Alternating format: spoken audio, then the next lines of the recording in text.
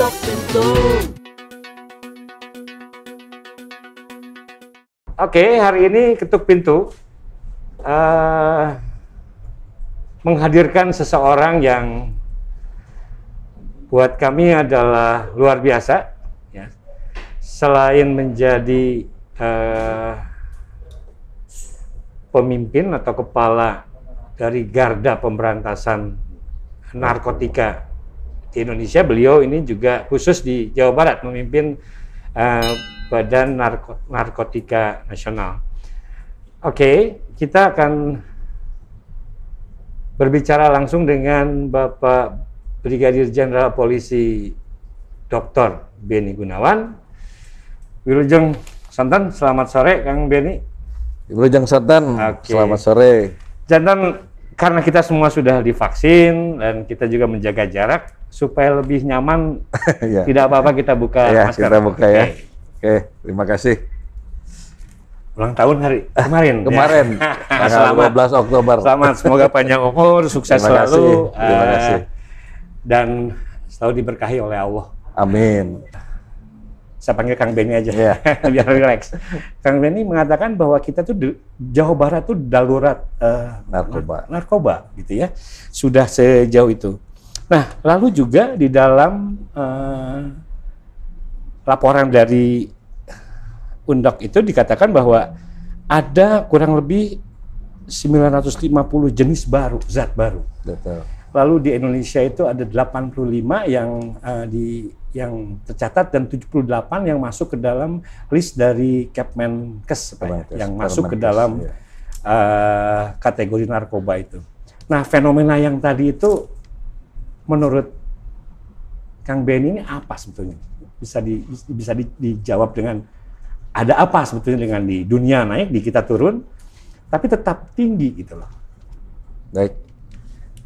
Terima kasih atas kesempatan yang diberikan dan sungguh sangat luar biasa hari ini kita melaksanakan kegiatan seperti ini. Ya.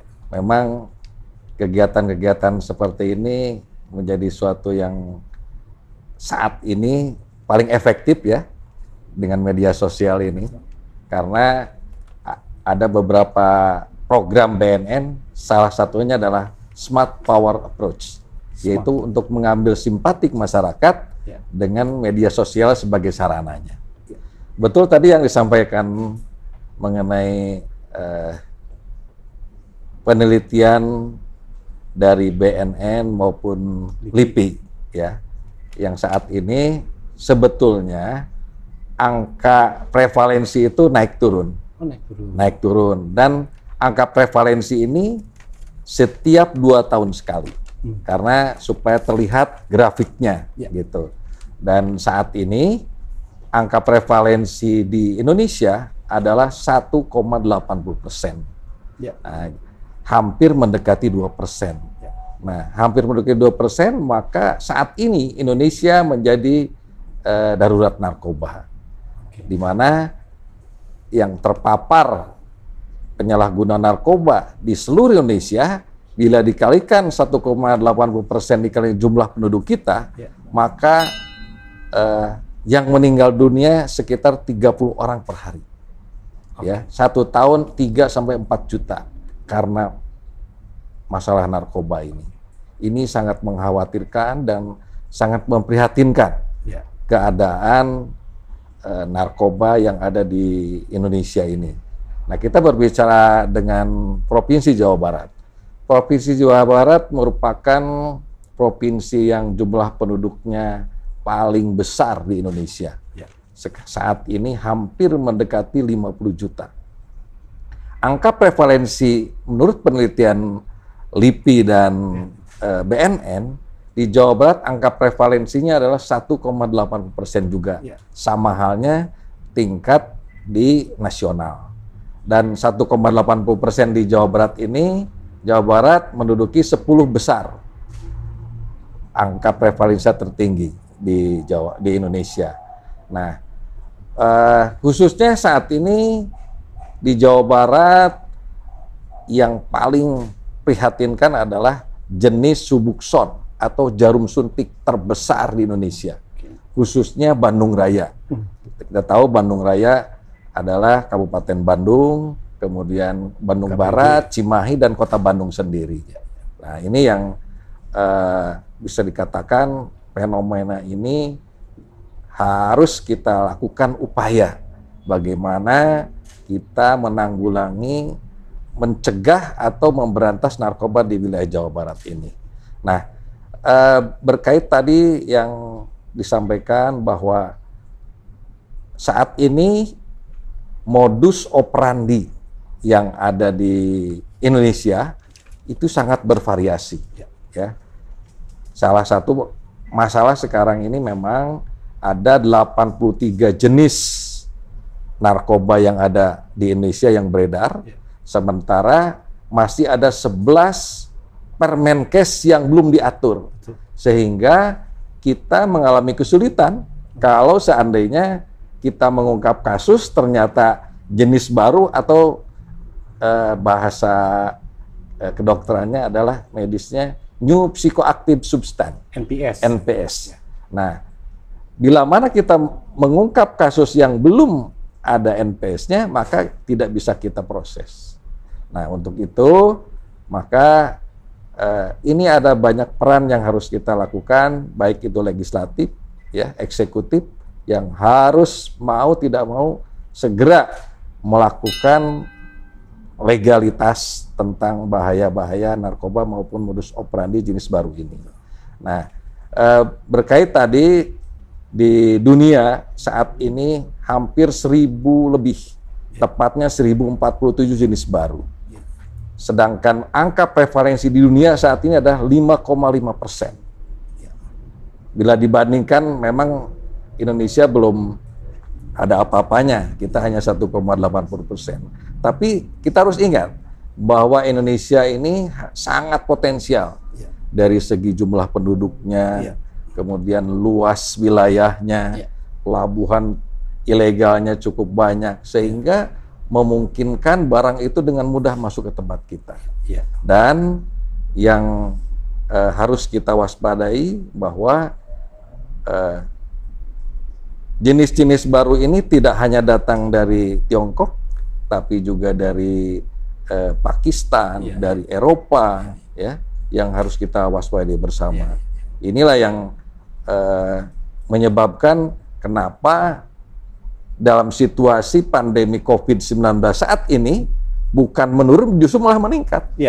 Nah, kalau kita berbicara dengan kaitan tadi bahwa kenapa meningkat, untuk diketahui bahwa kasus narkoba ini rumusnya itu ada demand dan supply. Ya, demand itu penerimaan, supply itu pengiriman. Nah, kita tahu supply itu berkaitan dengan ekonomi, sementara demand itu berkaitan dengan kesehatan. Nah, kita pernah mendengar beberapa artis kita banyak yang terjerat.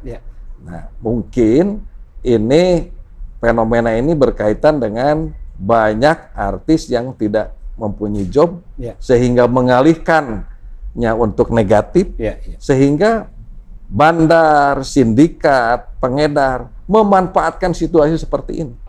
Sehingga kita lihat bahwa peredaran narkoba itu sudah masuk ke berbagai lapisan. Demikian. Gini Kang, satu yang tadi disampaikan bahwa ada supply and demand. Kita kembali ke sebelum pandemi. Sebelum pandemi kan supply and demand, artinya demand itu tinggi benar di Indonesia, sehingga menarik para pelaku bisnis narkoba itu melihat bahwa Indonesia itu market gitu ya. Nah, sejauh ini yang kita tangkap di media gitu ya, di kabar-kabar di koran segala macam, itu selalu yang dikabarkan itu adalah level-level yang justru ini kena nggak ya bandarnya ya? Apa maksudnya kalau supply and demand demikian besar, artinya penyuplainya ini yang kuat itu memang pernah tidak terungkap. Memang untuk saat ini kita masih menangkap para kurir. Karena memang para pengedar sindikat itu berada di luar negeri. Tapi saat ini BNN RI sudah bekerja sama dengan negara-negara luar yang berkaitan dengan tadi UNODC, bahkan Kepala BNN RI sudah datang ke beberapa negara produsen yang dalam kerjasama ini mengingatkan jangan sampai melakukan pengedaran di wilayah kita. Nah, yang kami lakukan hanya sebatas di BNN Jawa Barat maupun di BNN Kabupaten Kota ini untuk pengungkapan kasusnya hanya sebatas kurir-kurirnya dulu saat ini. Karena untuk mengungkap pengedaran sindikat itu kita harus mengejar ke luar negeri. Dan itu bukan hal yang mudah. Bukan hal yang mudah. Dan kesulitan kita juga pengungkapan kasus narkoba ini sistem sel. Jadi antara si A, si B, si C, si A tidak akan kenal dengan si C. Si A akan kenal hanya si B. Kadang-kadang juga barangnya hanya ditaruh di suatu tempat, kemudian diambil. Jadi tidak pernah ketemu. Gitu. Itu. Kalau kembali ke Kepres, saya pernah baca ada Kepres yang program pemerintah yang lintas departemen, yang mana sebetulnya kan masalah narkoba ini juga tidak bisa dibebankan kepada BNN sendiri. Kemudian yang saya lihat kemarin ada kerjasama dengan dunia farmasi itu, artinya tidak hanya satu departemen. Nah, kalau melihat nih kekuatan kita di dalam pemberantasan narkoba ini, saya baca juga bahwa laut itu menjadi pintu gerbang yang paling terbuka di negara kita dibanding dengan udara, gitu ya Pak. Nah, lalu yang kami lihat juga kemarin berita tentang penangkapan di tangki ya Pak ya, itu cukup banyak juga kan Pak. Nah, pertanyaannya adalah dengan kepolisian, terutama di laut, itu kerjasamanya seperti apa sebetulnya? Memang betul yang disampaikan itu, seperti yang saya sampaikan tadi dari awal bahwa wilayah Indonesia itu yang cukup luas, pelabuhan ilegalnya cukup banyak. Atau pelabuhan tikus yang dikatakan pelabuhan tikus itu, ya. Selama ini kita dengan kepolisian kerjasamanya sangat baik, ya. Bahkan di BNN itu bidang pemberantasan ya isinya polisi. Tidak banyak pegawai negeri sipil kita yang punya kemampuan spesifikasi dalam bidang pemberantasan. Nah, permasalahannya sekarang bahwa selama kita pengungkapan kasus di lapangan ini, modus operandinya mereka pinter sekali mengelabui. Contoh, mereka kerjasama orang Singapura itu mendrop di tengah laut, kemudian nelayan kita yang ambil, disimpan di suatu pulau, kemudian ada orang yang mengambil di pulau itu.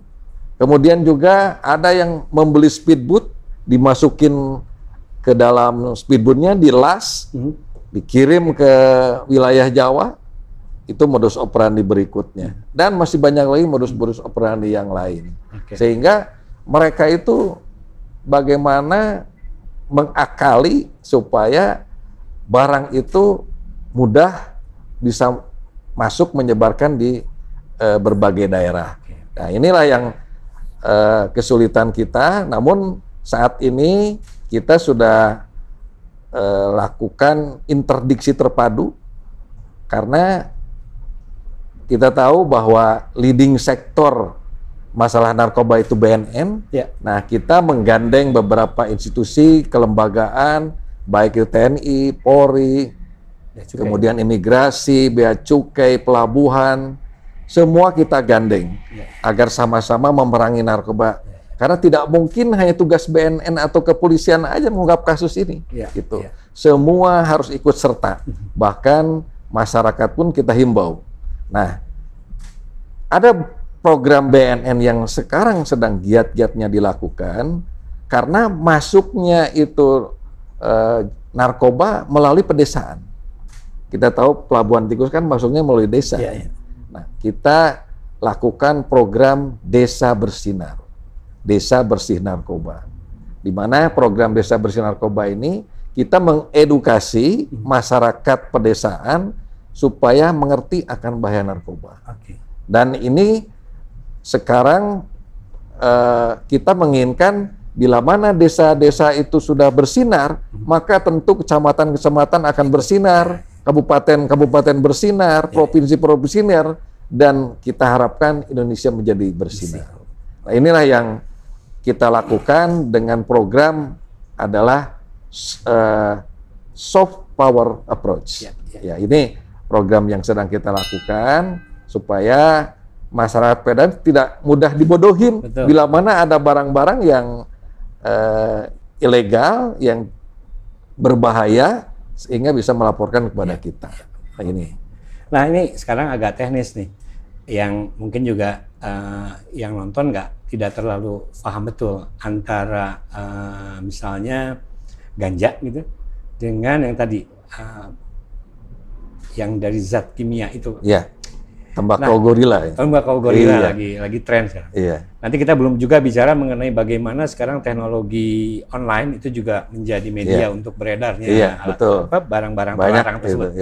Nah, kalau kita lihat, Kang Benny pernah bertugas di Aceh. Saya melihat juga ada program replanting karena mungkin ada budaya di sebagian masyarakat kita itu, katakanlah menanam ganja itu misalnya nih, yang mereka tidak mengerti bahwa itu ilegal, lalu dipergunakan oleh orang-orang yang tidak bertanggung jawab, dijadikan objek. Gitu. Nah, ada program replanting, apakah itu tugas BNN atau bukan? Saya tidak terlalu ini ya. Cuma yang saya lihat bahwa petani di Aceh itu sekarang di replanting itu, jadi mereka dididik untuk menanam kopi misalnya, untuk mengganti itu. Nah, pertanyaannya adalah yang bukan senyawa kimia seperti ganja itu problematikanya seperti apa, Kang? Memang betul apa yang disampaikan bahwa memang dahulu kala ganja di Aceh itu luar biasa suburnya ya, karena memang tanah di Aceh itu betul-betul subur khususnya untuk tanaman ganja. Punten Kang dipotong, tahun berapa Kang tugas di Aceh? Saya 2006 sampai 2008 sebagai Kapolres 2 kali. Kemudian 2013 sebagai Direktur Reskrim. Artinya berhadapan dengan itu? Berhadapan langsung dengan itu langsung ya. Nah, setelah Undang-Undang Nomor 35 tahun 2009 itu, bahwa ganja merupakan jenis narkoba golongan 1 yang dilarang, sehingga kita memberikan edukasi kepada masyarakat di sana, dan pelan-pelan sedikit demi sedikit kita berantas. Cukup banyak pemberantasan narkoba khususnya ganja di Aceh ini, sampai kita memusnahkan bukan hanya puluhan hektar, bahkan ratusan hektar. Dan di BNN ada program untuk mengalihkan tanaman ganja itu dengan jagung. Dengan jagung, ya, supaya masyarakat di sana semua mengalihkan dia tanaman jagung yang produktif. Dan itulah salah satu program BNN yang dikedepankan untuk melakukan kegiatan replanting tadi. Kemudian berkaitan dengan jenis baru sekarang namanya tembakau gorila. Kalau kita melihat jenisnya itu seperti pohon biasa, tembakau biasa, tapi disemprot dengan senyawa kimia. Senyawa kimia, sehingga tembakau gorila ini menjadi yang lebih dahsyat dibandingkan jenis narkoba lain. Karena senyawa kimianya tadi dan harganya cukup murah. Hanya 100.000 sampai 300.000, itu efeknya bisa melebihi jenis narkoba lain. Ini yang lagi tren sekarang, daya rusaknya juga luar biasa. Daya rusaknya luar biasa karena memang otak yang kita serang. Gitu. Nah, yang memprihatinkan, jenis narkoba tembakau gorila ini dikonsumsi oleh pelajar dan mahasiswa. Sekarang sudah kita mapping dan kita petakan 24% pengguna tembakau gorila adalah pelajar dan mahasiswa. Nah, ini yang jadi musuh kita saat ini. Kita bisa bayangkan orang dulu mungkin ya, kalau untuk mabok Tidak perlu yang mahal-mahal. Iya, iya. Kita lihat sekarang minuman keras itu kan mahal kan, Iya, iya. ratusan ribu bahkan Iya, jutaan gitu ya. Pajaknya itu ya. Pajaknya itu untuk mabok. Betul. Ya. Sekarang dengan harga yang relatif terjangkau, Iya. harganya murah, efeknya Luar biasa. luar biasa. Oke. Nah ini yang salah satu jenis yang sedang kita Ya. lakukan pemberantasan yang kita prioritaskan, tembakau gorila ini. Khususnya tembakau gorila ini menyebar di wilayah pantai utara. Oke. Ini yang sudah kita lakukan beberapa kali pengungkapan di wilayah pantai utara ini. Ya, kalau kita bicara teknologi nih Kang sekarang. Tadi saya sebutkan bahwa peredaran itu sekarang dengan mudah beredar melalui media online. Itu keterkis nggak sama BNN?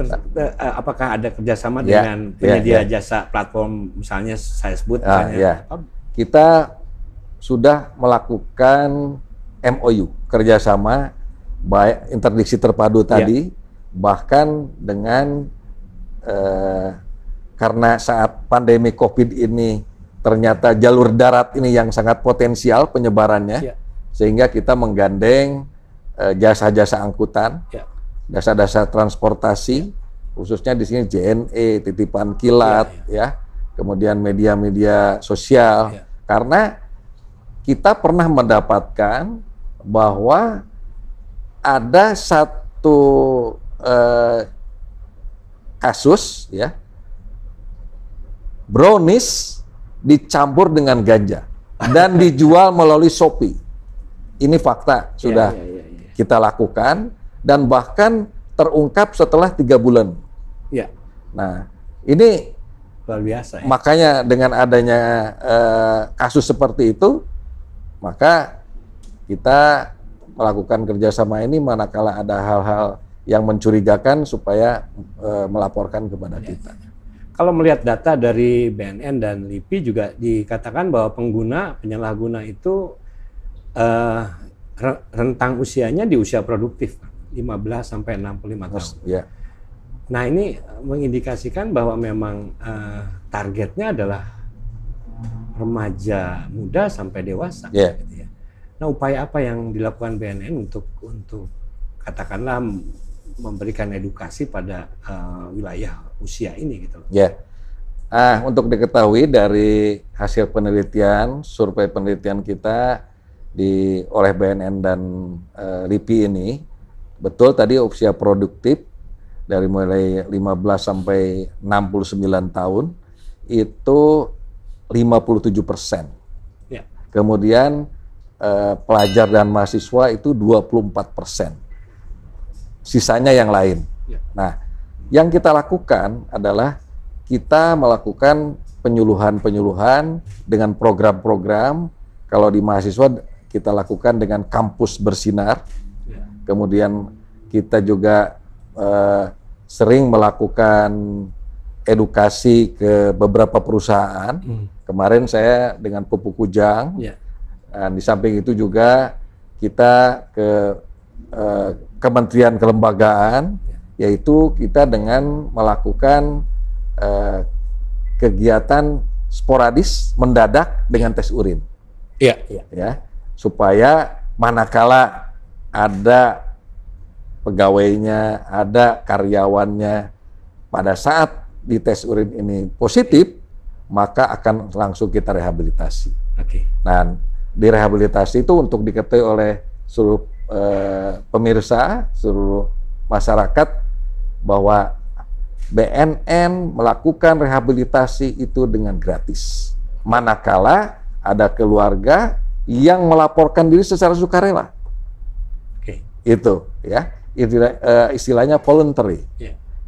Jadi tidak usah takut manakala keluarga kita yang terpapar melaporkan kepada kita, akan kita rehabilitasi dan akan dilakukan secara gratis. Karena apa? Bahwa narkoba itu ada yang harus kita tolong, ada yang harus kita tindak. Nah, orang-orang yang harus kita tolong, yang coba-coba pakai ini, yang nanti kalau kita proses, disatukan dengan pengedar sindikat, mereka akan lebih pinter nanti, betul. berbahaya Iya, gitu. iya, iya. Tapi bukannya berarti semuanya harus kita Ya. tolong. Ya. Bagi mereka pengedar sindikat nggak ada ampun. Ya, ya. Kita lakukan tindakan keras, ya. Bahkan bila perlu kalau memang sudah sangat membahayakan, kita tembak mati. Oke. Saya pikir hukuman-hukuman yang maksimal itu kadang-kadang juga menjadi penilaian ya dalam penegakan hukum dalam dunia narkoba. Nah, di kacamata BNN sebetulnya seperti apa tuh, Pak? Ya, BNN, kepolisian tugasnya adalah menyidik ya, memproses. Ya. Selanjutnya dituntut oleh jaksa dan divonis oleh hakim. Ya. Kita tidak bisa ikut campur masuk ke ranah mereka. Ya. Namun perlu diketahui bahwa proses penyidikan ini juga banyak yang belum diketahui oleh masyarakat. Ya. Barangkali kan di Mahkamah Agung juga ada surat edaran Mahkamah Agung, di mana contohnya bila mana salah satu jenis narkoba ini di bawah 1 gram, ini kategorinya sebagai pemakai. Sehingga perlakuan kepada pemakai berbeda dengan pengedar, berbeda dengan sindikat, berbeda dengan mungkin kartel sekalipun gitu. Jadi masyarakat barangkali tidak mengetahui jelas permasalahan yang sebenarnya di dalam itu seperti apa. Nah, sehingga banyak yang persepsinya salah gitu. Belum lagi barangkali dalam pengungkapan kasus narkoba ini kan harus tertangkap tangan, ya. Ketika seseorang itu ditangkap, ternyata barang buktinya tidak ada, ya kan? Meskipun dia positif, ya kita kan kesulitan untuk memprosesnya. Kok katanya sudah dilepas lagi? Nah, seperti itu. Jadi itulah persepsi-persepsi yang harus diketahui oleh masyarakat, karena memang proses hukum itu tidak mudah ya, harus ada unsur-unsurnya yang mencukupi. Betul. Gitu. Nah, ini satu lagi, Kak. Kalau kita lihat destruktifnya persoalan narkoba ini, ternyata kan kalau kita lihat yang menggunakan, kalau kita dari media massa, itu tidak hanya di kalangan mahasiswa, pelajar.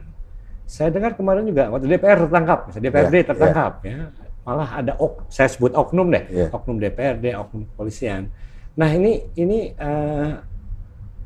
capek nggak tuh melihat bahwa sudah berusaha sedemikian rupa ya, tapi di sekitar kita nih yang deket-deket juga dalam tanda kutip tercemari lah gitu. Fenomena itu ya ada. Ya, karena memang seluruh lapisan tidak ada yang tidak terpapar, ya. Baik itu penyelenggara negara, penegak hukum, semua sudah ada dalam data kita sebagai oknum dalam penyalahgunaan narkoba ini, ya.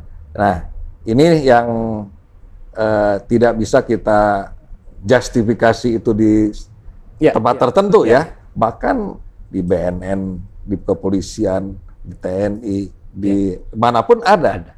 Nah, kita harus tahu saat ini tergantung marketnya ini yang berbahaya. Betul. Ya, di mana ada gula, di situ ada semut, ya kan?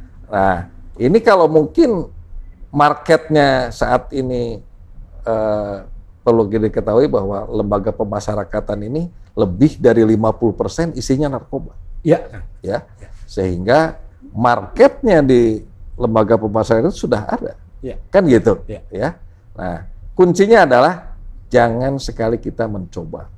Pertama, yang kedua juga hati-hati dengan pergaulan. Karena pergaulan kita salah, keliru, kadang-kadang kita dicekokin tanpa sepengetahuan kita. Ini sangat berbahaya.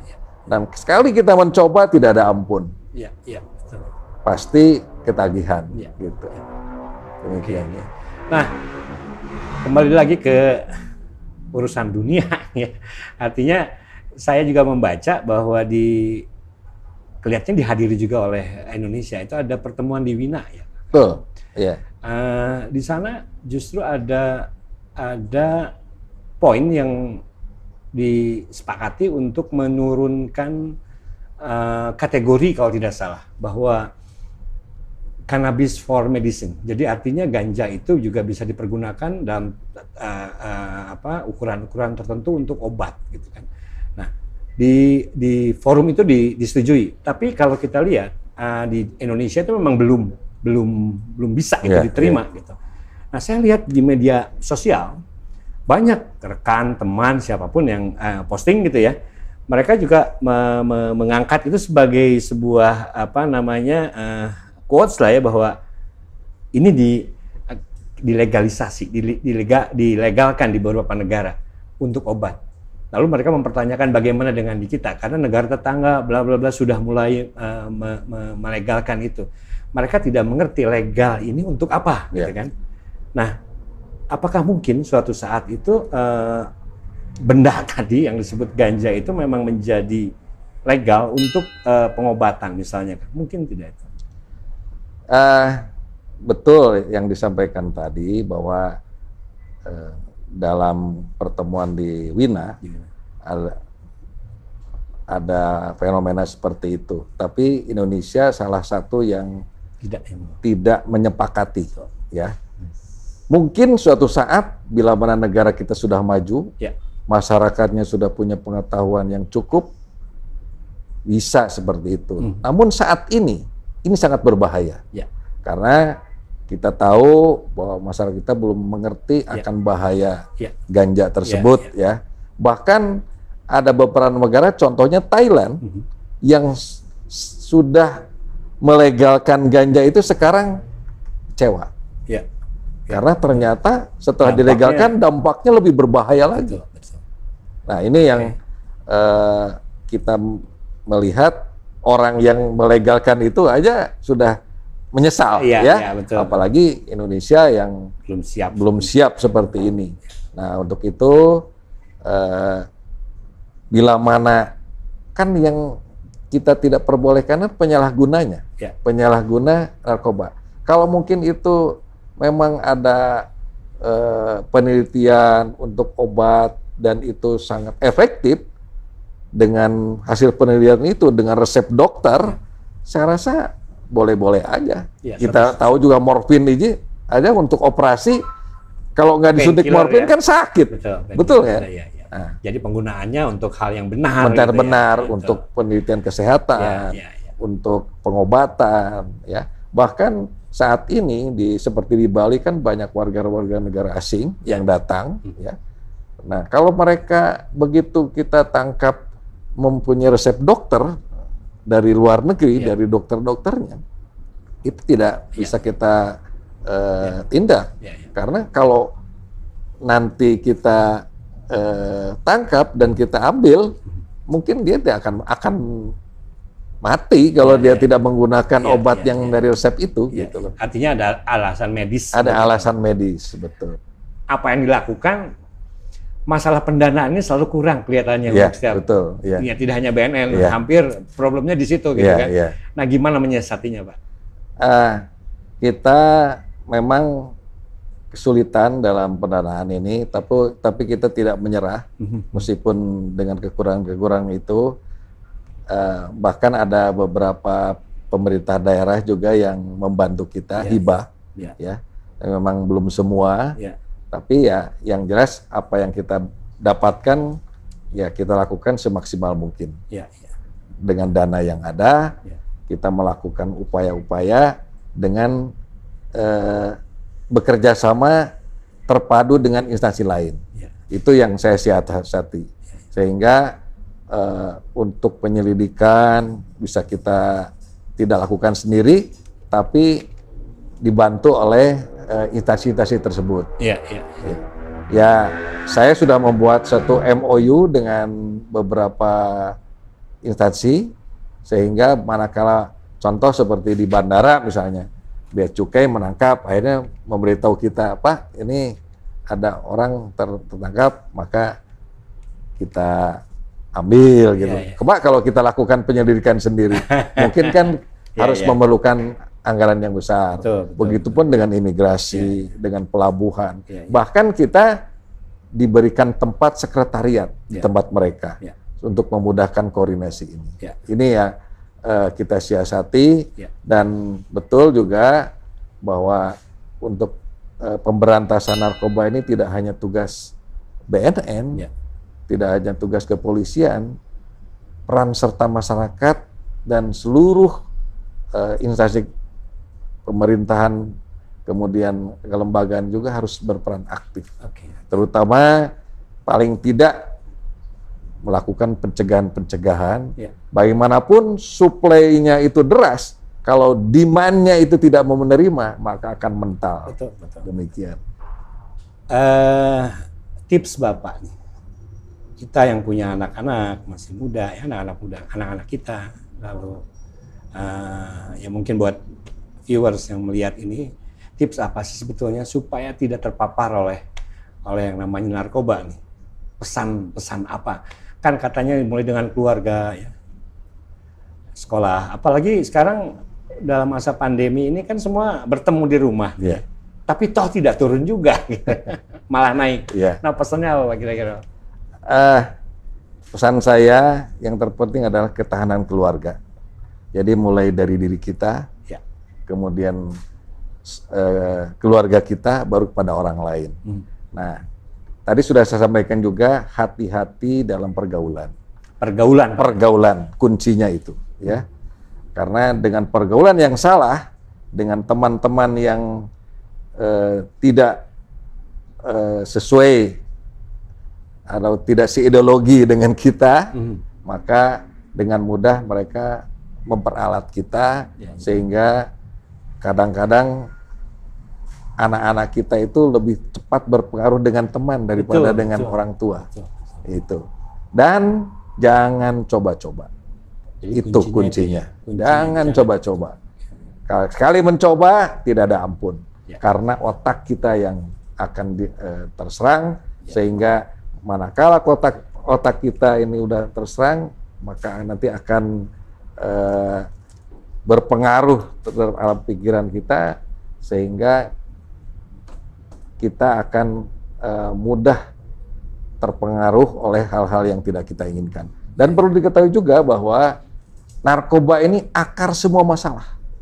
Dari narkoba kita bisa melakukan kriminalitas, mencuri, menganiaya, dan sebagainya. Nah, itu loh, untuk mendapatkan barang terlarang.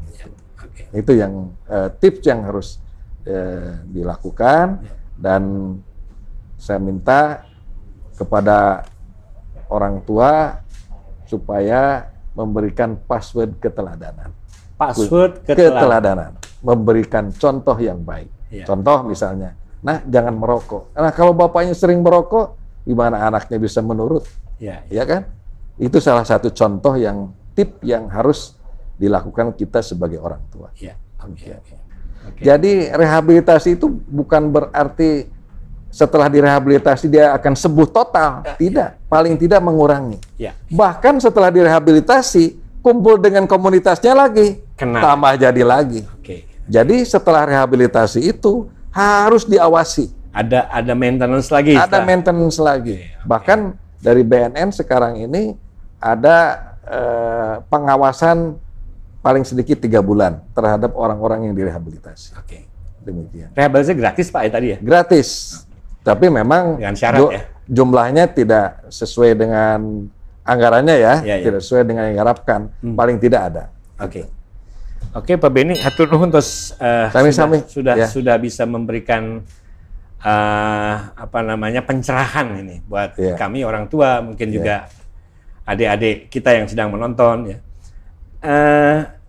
Kalau ada apa-apa dengan problem narkoba, itu BNN membuka diri untuk dialog, ada konseling, mungkin ada pelaporan kalau Ya, misalnya kita tahu sesuatu. Ya, kita sudah menyediakan media sosial Ya. dari Instagram, YouTube, ya, Twitter, kemudian Facebook, semua ada di situ. Silahkan bertanya, dan juga kita mempersilahkan manakala ada hal-hal yang ingin dilakukan penyuluhan di instansi, silakan berkirim surat kepada kami. Ya. Dan itu gratis, ya. Kita tidak memungut biaya, bahkan kita sangat senang manakala ada komunitas barangkali, ada instansi, ada